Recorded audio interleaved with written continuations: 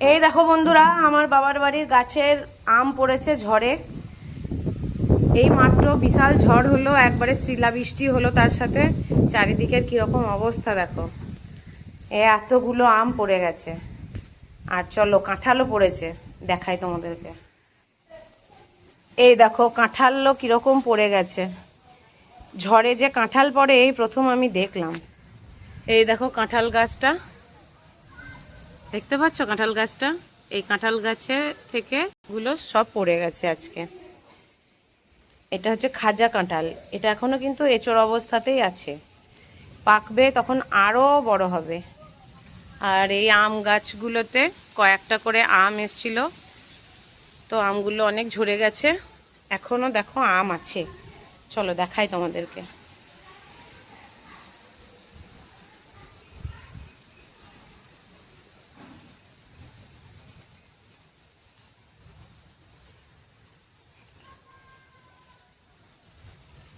এই দেখো এখনো আম আছে গাছে।